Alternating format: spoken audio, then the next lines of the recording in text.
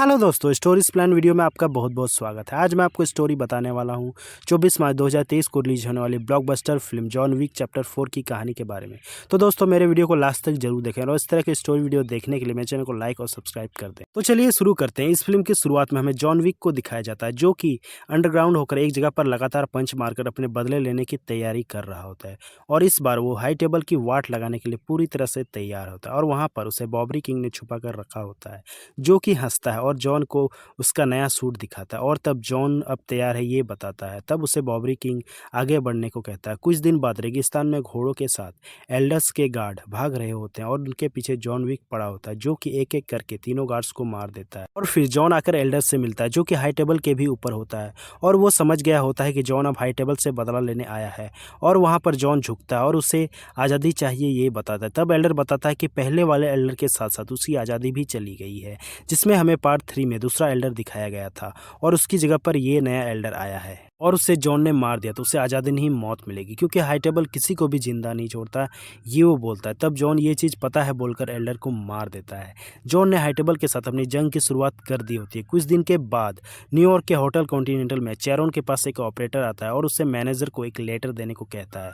फिर वो आकर विंस्टन से मिलता है, जिसमें वो उसे 1 घंटे का टाइम देता है। उससे मिलने के लिए हाई टेबल मार्कस से विंगसेट द ग्री माउंट आया है, ये वो बताता है। तब विंस्टन डर जाता है और वहाँ चैरोन आता है और उसे होटल खाली करने को कहता है। साथ ही हाई टेबल की चीजें अब एल्डर की जगह मार्कस संभाल रहा है, वो बताता है। फिर दोनों मार्कस से मिलने के लिए आते हैं, जिसमें चैरोन भी विंस्टन के साथ आता है। और विंस्टन बताता है कि चैरोन को वहाँ पर नहीं होना चाहिए, लेकिन वो विंस्टन के साथ दोस्ती की खातिर वहाँ आया रहता है।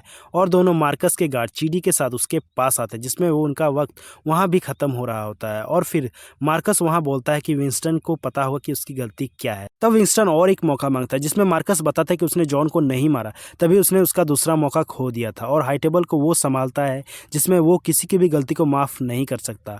और तब विंस्टन बताता है कि उसने जॉन को गोली मारी थी। तब मार्कस बताता है कि जॉन फिर भी जिंदा है। और तब चैरोन बोलता है कि जॉन होटल के बाहर था और ये उनकी जिम्मेदारी नहीं है। तब मार्कस बताता है कि वो लोग जॉन के लिए नहीं मिले, बल्कि विंस्टन जॉन को मारने में नाकामयाब रहा और इसी की वजह से सज़ा मिलने वाले, ये बोलकर होटल कॉन्टिनेंटल को देखता है और उन लोगों के वक्त खत्म होने पर पूरी होटल कॉन्टिनेंटल को बम से उड़ा दिया जाता है। मार्कस विंस्टन को बताता है कि उसे उसकी होटल की जिम्मेदारियों से आज़ाद कर दिया जाता है और वो विंस्टन की जगह चैरोन को मार देता है। और फिर वो आगे बढ़ता है, जिसमें विंस्टन चैरोन के लिए काफ़ी दुखी होता है और मार्कस चीडी को उसे कैन से मिलना है उसे बताता है। दूसरी तरफ पेरिस में हमें आईफेल टावर के पास कैन नाम का एक अंधा कातिल नजर आता है और उसकी बेटी वहाँ पर गाना गाकर लोगों का मनोरंजन करती है और कैन की नज़र भी उसी पर होती है। कुछ देर बाद वो आकर मार्कस से मिलता है। तब मार्कस उसे नया मिशन देने वाला होता है और तब कैन बताता है कि वो रिटायर हो चुका है। तब मार्कस उसे पेपर देता है, जिसमें वो हाई टेबल का काफ़ी बेहतरीन कातिल था। अगर उसने ये काम नहीं किया तो उसकी बेटी खतरे में आ सकती है, ये बताता है। तब कैन उस पेपर को अपने हाथों से छूकर पढ़ता है। तब उसे पता चलता है कि उसे जॉन विक को मारना है। और वहाँ मार्कस बताता है कि वो दोनों काफ़ी पुराने दोस्त थे, अगर उसने ये नहीं किया तो वो उसकी बेटी को मारने की धमकी देता है। और तब कैन इसके लिए मान जाता है और अब मार्कस उससे पूछता है कि जॉन कहाँ पर हो सकता है। और तब कैन बताता है कि जॉन विक के ज़्यादा दोस्त नहीं बचे हैं और जो भी बचे हैं वो उन सभी को। और फिर हमें ओसा नाम का कॉन्टिनेंटल होटल नजर आता है, जिसमें उस होटल में नोबडी नाम का एक कातिल अपने कुत्ते के साथ घुसता है और वहाँ होटल में अकीरा नाम की लड़की से मिलता है, जिसमें वो उससे एक रूम लेता है। और वहाँ पर अकीरा जाकर अपने पिता और होटल के मैनेजर कोजी से मिलती है।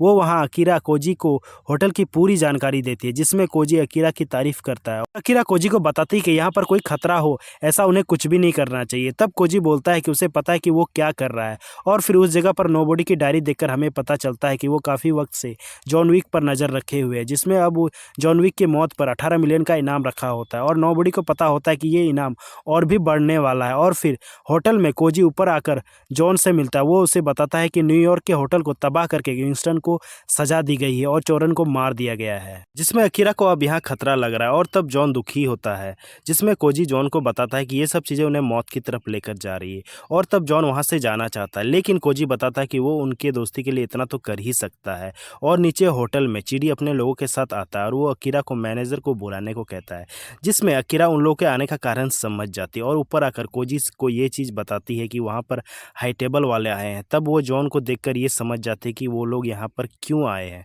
और कोजी अकीरा को जॉन का ध्यान रखने को कहता है, वो अपने आदमियों को तैयार होने को कहता है, जिसमें वो लोग अपने हथियार लेते हैं और फिर कोजी आकर चीडी से मिलता है, जिसमें चीडी बताता है कि हाईटेबल का मानना है कि कॉन्टिनेंटल होटल में बर्खास्त किए हुए एक आदमी जॉन विक को पनाह दी गई है, इसलिए वो लोग होटल को चेक करने आए हैं। और तब कोजी हाँ बोलता है, लेकिन उन्हें उनके हथियार वहाँ रखने को कहता है, क्योंकि कॉन्टिनेंटल होटल पे खून खराबा नहीं होना चाहिए, ये सब एक नियम होता है। तब चीडी बोलता है कि वो मार्कस के आदमी है।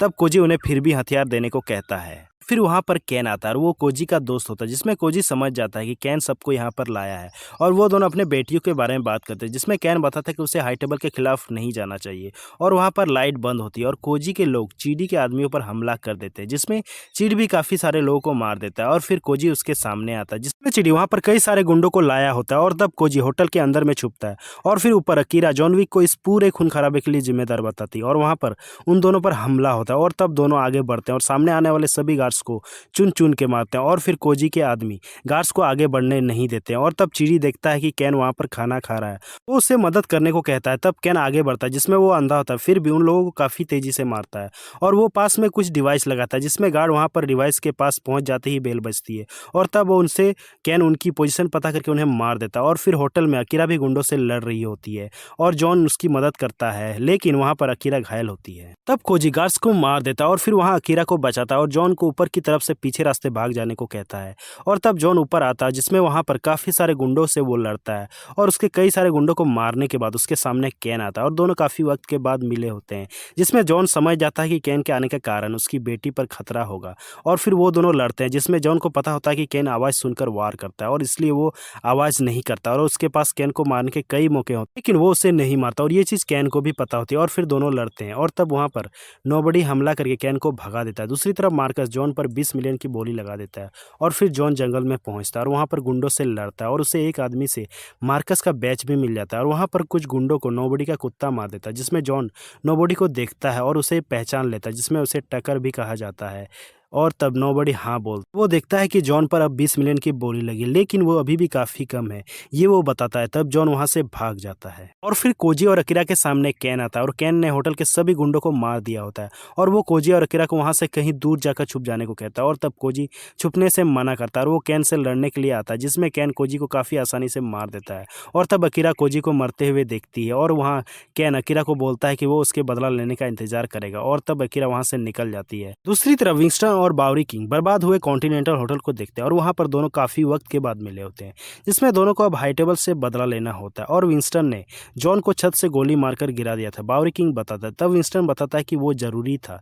दूसरी तरफ नोबडी आकर मार्कस से मिलता है और वो उसे बताता है कि वो जॉन विक को मार सकता है, लेकिन उसे असली कीमत चाहिए। और तब मार्कस उसे कीमत पूछता है, जिसमें नोबडी उसे $25 मिलियन मांगता है। तब मार्कस हंसता है और वो नोबडी के हाथ में चाकू मारता है, और वो उसका भरोसा चाहता है, और इसलिए वो उसके हाथ को काट देने को कहता है। और तब नोबडी चाकू निकालने की जगह अपने हाथ पर काफी बड़ा घाव दे देता है, और वहां मार्कस उससे जॉन विक की मौत का सौदा कर लेता है। और फिर जॉन विक न्यूयॉर्क में आकर विंस्टन से मिलता है, और वो दोनों चेरोन की मौत के लिए काफी दुखी होता है, और जॉन उसे मार्कस का बैच दिखाता है। और तब विंस्टन बताता है कि वो अब हाईटेबल को चला रहा है और वो जॉन विक को मारना चाहता है, और मार्कस फिलहाल पेरिस में होगा। और तब जॉन उसे मारना चाहता है, और वहाँ विंस्टन उसे बोलता है कि जॉन को अब चीज़ें सीखने की जरूरत, जिसमें वो डायरेक्ट जाएगा तो उसे रास्ते में कई सारे लोगों को बीच में मारना पड़ेगा, और इससे अच्छा है कि वो मार्कस को डायरेक्ट चैलेंज करके मार सकता है, और उसके मारने के बाद हाईटेबल से वो अपनी आज़ादी भी मांग सकता है। और तब जॉन विंस्टन को बोलता है कि उसे चैलेंज करने के लिए उसके परिवार से जुड़ना होगा, जिसमें वो खुद के परिवार स्कर्मा से पहले ही अलग हो चुका है। तब विंस्टन उसे फिर से जुड़ने को कहता है, जिसमें जॉन पूछता है कि इस चीज़ से उसे क्या मिलेगा। तब विंस्टन बोलता है कि उसे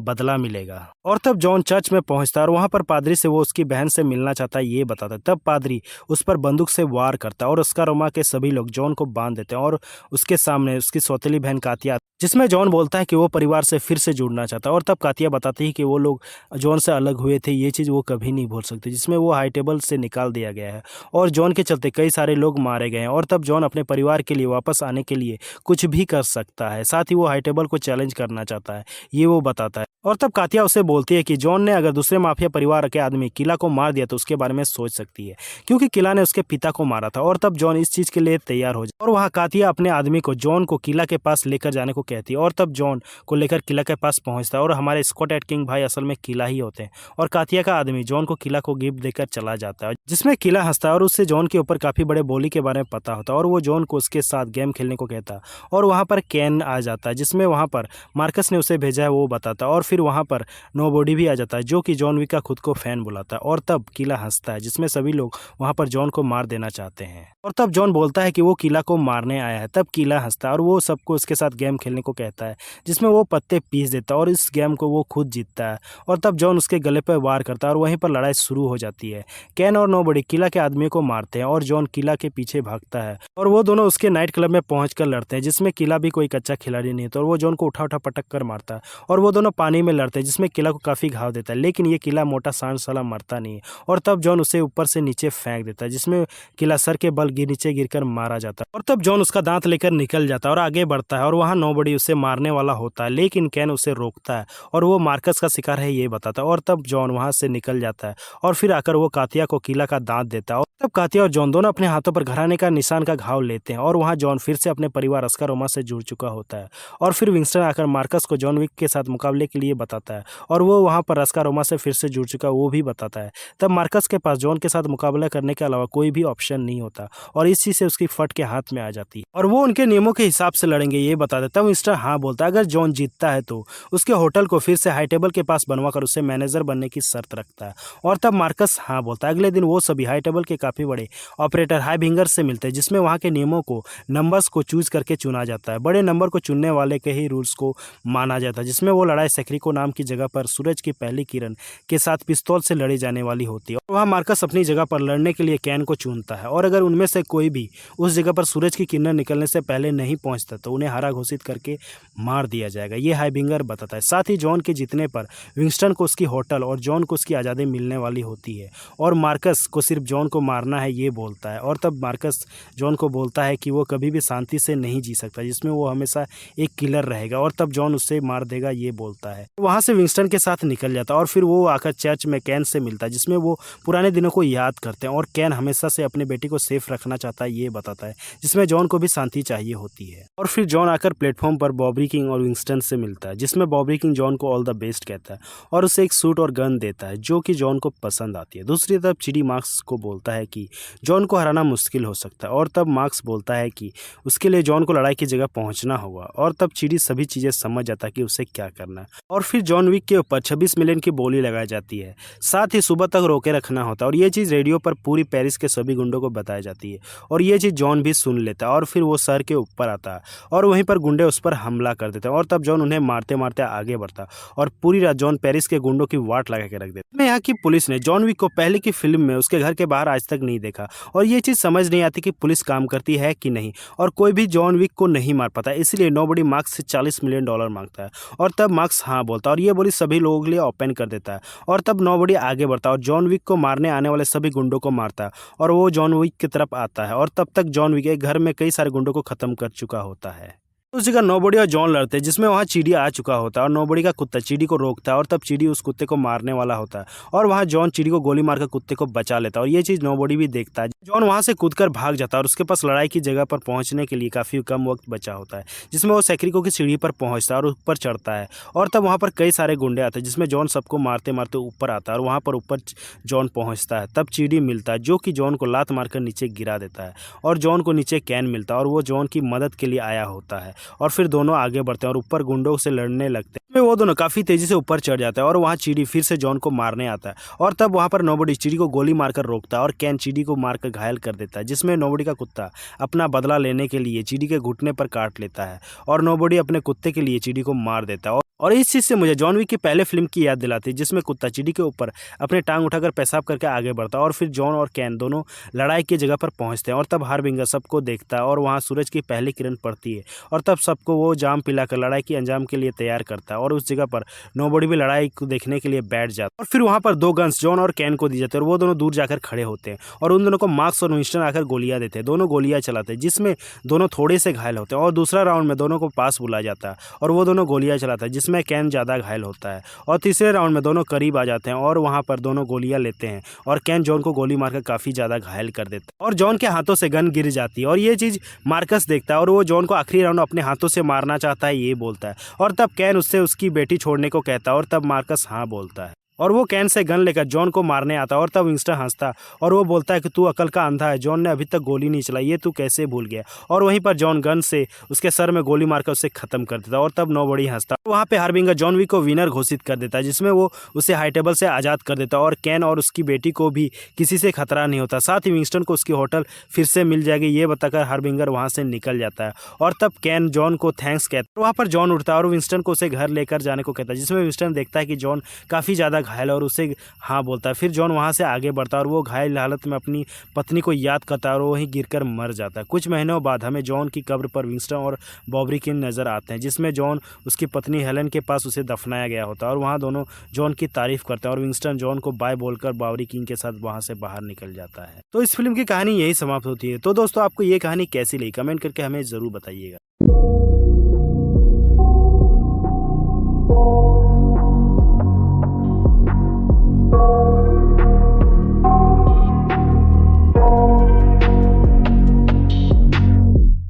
I got nightmares in my head, I fear that the thoughts build up until I